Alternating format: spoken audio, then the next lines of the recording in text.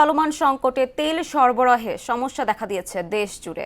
পাম্পে দীর্ঘ সময় লাইনে দাঁড়িয়ে থেকেও মিলছে না তেল। এতে চরম ভোগান্তিতে পড়ছেন যানবাহন চালক ও কৃষকরা।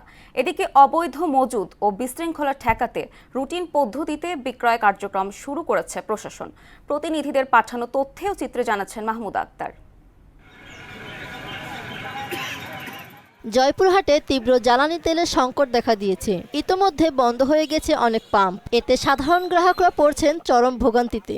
জ্বালানি সংকট নিরসনে দ্রুত কার্যকর পদক্ষেপ নেওয়ার দাবি জানিয়েছেন ভুক্তভোগীরা। প্রত্যেকটা যানবাহন চালকরা তো আমি সরাসরি হস্তক্ষেপ কামনা করি। চাকরিজীবী, পেশাজীবী, যে জীবী হোক, আমরা তেল ছাড়া চালাতে পারবো না।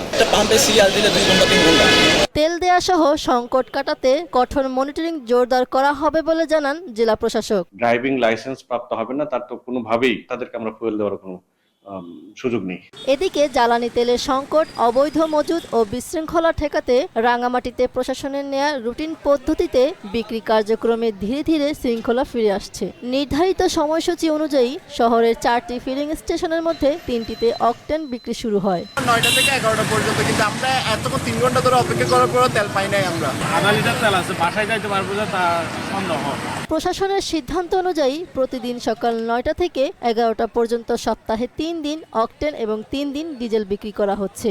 পাবলিককে অ্যাওয়ার হতে হবে, সহযোগিতা করতে হবে এবং বুঝতে হবে যে শুধু ভয় পেয়ে জ্বালানি মজুত করার কিছু নেই। পরীক্ষামূলকভাবে এই রুটিন পদ্ধতি চালু করা হয়েছে। পাশাপাশি পাম্পগুলোতে ট্যাগ অফিসার ও আইন শৃঙ্খলা বাহিনীর উপস্থিতি নিশ্চিত করা হয়েছে। ওই অকটেন দিয়ে একটা নির্দেশ দিয়েছে, শনিবার, সোমবার, বুধবার অকটেন। এদিকে জামালপুরে জ্বালানি তেলের তীব্র সংকটে সেচ মৌসুমে প্রয়োজনীয় তেল না পেয়ে চরম বিপাকে পড়েছেন কৃষকরা। পাম্পে যাই, লাইন ধরে থাকার লাগে, সকালে গেলে বিকাল আসার লাগে, খেতে পানি দিতে হয়। তীব্র জ্বালানি সংকটের কারণে গোপালগঞ্জে ব্যাহত হচ্ছে বোরো ধানের সেচ কার্যক্রম।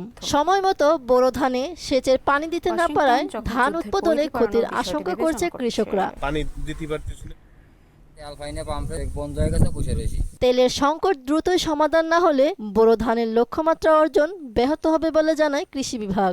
এই মুহূর্তে আসলে জমিতে পানি থাকাটা দরকার। আমরা কৃষকদেরকে পরামর্শ দিচ্ছি, কৃষকরা যেন আতঙ্কিত না হন।